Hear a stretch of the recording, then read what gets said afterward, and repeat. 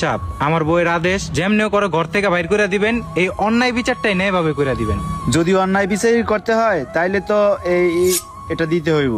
বুঝতে পারছি চেয়ারম্যান সাহেব, এলন এটা দিলাম অ্যাডভান্স, আর কাজ শেষে পুরো পেমেন্টটা পাই যাবেন গা। আরে চেয়ারম্যান সাহেব আমগো বাড়িতে কি করে? ওই তো চেয়ারম্যান সাহেব, আমার ভাই আইছে। ওই রাসেল, এদিকে আসো। সালাম আলাইকুম চেয়ারম্যান সাহেব। রাসেল, তুমি তো বেকার। তোমার এই বড় ভাইয়ের ঘাড়ের উপরে বইসা কতদিন চলবো তোমার? তুমি একটা কিছু করো। তোমার বড় ভাই সংসার চালাইতে হিমশিম খাইতেছে, এখন তোমার নিজের পথ নিজে বাইছে নাও। এছাড়া তোমার বড় ভাইয়ের বউ আছে, এই সংসারে তুমি থাকবা কিসের জন্য? ভাইয়া, তুমি এই কথা বলার জন্য এই ঘুষখোর চেয়ারম্যানরে আনছো আমার বিচার করতে?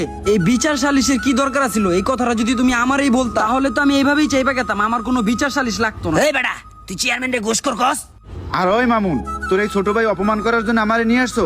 আমার একটা মান সম্মান আছে এলাকায়। চেয়ারম্যান সাহেব, আপনি রাগ করেন না, বহেন বহেন। ঠিক আছে ভাইয়া, তোমরা যেহেতু ডিসিশন লয়ে লইছো, তঙ্গ পরিবারে আমি থাকতে পারুম না, থাকলাম না তঙ্গ পরিবারে, আমি নিজ ইচ্ছায় চলে গেলাম। আরেকটা কথা বইলা যাই যাওয়ার আগে, তুমি ভাবির গোলামি করো না। ভাবির কথায় তুমি আজকে এই পরিবারটা এইভাবে নষ্ট করতেছো, একদিন তুমি বহুত ফস্তাইবা। আমি চলে গেলাম। চেয়ারম্যান সাহেব, কাজ তো হয়ে গেছে, আপনার ফুল পেমেন্টটা বিকাল বেলা লয়ে লেন। আচ্ছা ঠিক আছে, আমি তাহলে যাই, বিকেলে লোক পাঠাই দিব নে। লাঞ্চের সময় হয়ে গেছে, রেস্টুরেন্টটা বন্ধ করে যাই, একটু বাড়িতে যাই, রেস্ট নিয়ে আবার এসে পড়ব। বন্ধু খারা, কই যাইতাছস? এই তো বাসায় যাই, রেস্টুরেন্ট বন্ধ করে দিছি তো।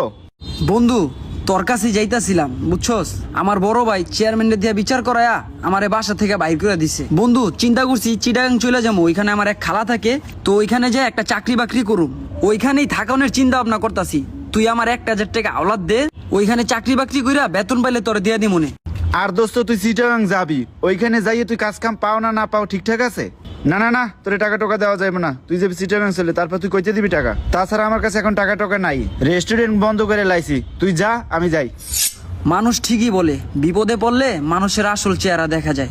বন্ধু বান্ধব আত্মীয় স্বজন সবাই তখন স্বার্থপর হয়ে যায়। দেখি এই পোড়া কপালে কি আছে। হ্যাঁ 50 50 50 সকালতে 2-3 জনারে পরীক্ষা করলাম, কেউ পরীক্ষায় পাশ করতে পারলে না। ওই তো একটা লোক আইতাছে, আর একবার পরীক্ষা করে দেই তো।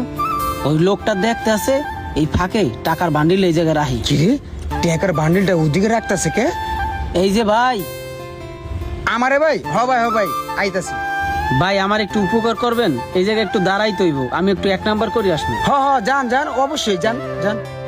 সকালতে লইয়া 3 জনের তো পরীক্ষা করলাম, দেখি এই লোকটা কি করে। সকালে ঘুমে তুই কার চেয়ারে যে দেখলাম এক বান্ডিল টাকা, কি এর পাড়া দিব এক বান্ডিল টাকা পলা এনতে। হায় রে মানুষ, টাকার লোভ কেউ সামলাইতে পারে না। সকাল থেকে কত জায়গায় গেলাম, কোথাও কোনো চাকরি পাইলাম না, কিভাবে কি করুম কিছুই মাথায় ঢুকতেছে না। দুপুরও হয়ে গেছে এই দিক দিয়া। আরে এই লোকটা সকালতে দেখতে আছে এই জায়গায় বই রয়েছে, এই লোকটার একবার পরীক্ষা করে দেই তো। সকালতে তো অনেক মানুষেরই পরীক্ষা করলাম। এই যে ভাই, সকালতে দেখতে আছে আপনি এই জায়গায় বই রয়েছেন, আমার একটা উপকার করবেন ভাই? কি উপকার ভাই? আমার দোকানটা একটু বইতেন আপনি, আমি দুগো ভাত খাইতে যাবো। আচ্ছা ঠিক আছে ভাই, আপনি যান, আমি দেখতাছি। আরে এই লোকের কোমরের থেকে টাকা পড়ে গেল। ও ভাই, আরে ডাক দিল। ভাই আপনার কোমর থেকে এই টাকাগুলো পড়ে গেছে, এলন ভাই আপনার কষ্টের টাকাগুলো। আচ্ছা ঠিক আছে, ধন্যবাদ। আহেন ভাই, আপনি এই জায়গায় বসেন, টাকাটা এই জায়গায় রাখে গেলাম, আমি খাইয়েই তাড়াতাড়ি আই পড়বো ভাই। তাইলে ভাই থাকেন আপনি। বুঝলাম না, লোকটা এতগুলা টাকা এইভাবে রাইখা আমারে চিনে না জানে না, টাকাগুলো রাইখা এইভাবে চলে গেল। দেখি 4 জনের তো পরীক্ষা করে দেখছি, ওই কি করে এইটা আমার দেখতে হইবে। আরে 1 ঘন্টা পার হয়ে গেছে, এই লোকটা আমার দোকানে এখনো বইয়ে রয়েছে। আমি যেরকম লোক খুঁজছিলাম ওই রকম লোকই মনে হয় পাইছি। ভাই 1 ঘন্টা ধরে আপনি এই জায়গায় বইয়ে রয়েছেন, টাকা রাখে গেলাম, টাকাও ধরলেন না আপনি। এ যাবো 3 জনের পরীক্ষা করছি ভাই, আর 3 জনই টাকা লইয়া ভাগ্যে গেছে গা। আসলে ভাই আমার টাকার প্রতি কোনো লোভ নাই ভাই, আমার বাপ মা আমার শিক্ষা দিছে কারো টাকা ধরতে নাই। আমি পরিশ্রম করে যতটুকু আমি অর্জন করুম ওইটাই আমার ভাই, আর আমি আমার মা বাবার দেওয়ার শিক্ষাটা এখনো আমি ধরে রাখি। ভাই আপনার জিনিস আপনি বুঝা পাইছেন, আমি আসি তাহলে। ভাই জীবনে বহু পরিশ্রম করিয়া কোটি কোটি টাকা ইনকাম করছি, আমার যে কতগুলো টাকা আমি নিজেও কইতে পারি না। টাকার পিছে ছুটতে ছুটতে এই টাকার নেশায় আমি ভাই বিয়াটা পর্যন্ত করতে পারি নাই।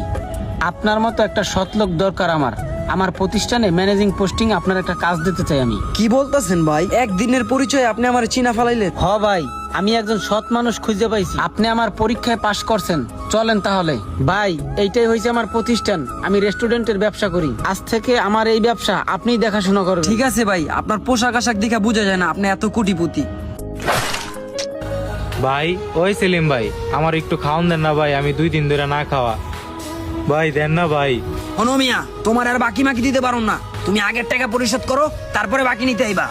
এতদিন তোমার বাকি দিছি, চেয়ারম্যানের লগে তোমার ভালো সম্পর্ক আছে দেখা বাকি দিছি। ওখানে চেয়ারম্যানও তোমার দায়ভার নিব। ভাই দেন না ভাই। হই বেটা, এত কথা কইছ না, জানতে।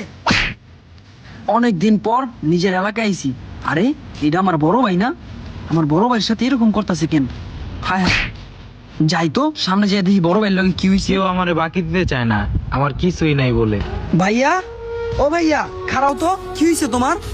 তুই 4 বছর পর কইতে এলি ভাই? ভাইয়া তোমার এই অবস্থা কি লিগা? আর ওই চেয়ারম্যানের চামচা তোমার গায়ে হাত তুলতাছিল কি লিগা? আসলে ভাইয়া, তোর লগে যে অন্যায় কাজটা করছি, এই অন্যায়ের শাস্তি দিতেছে আল্লাহ আমারে। আমার বউয়ের কথা হই না, তোর পরিবার থেকে বাইর করে দিছি। আর সেই বউ আমার সব সম্পত্তি লেখা বিক্রি করে চেয়ারম্যানের লগে ভাগছে। আমার সবকিছু নিয়া আমারে ফালায় রেখা চলে গেছে।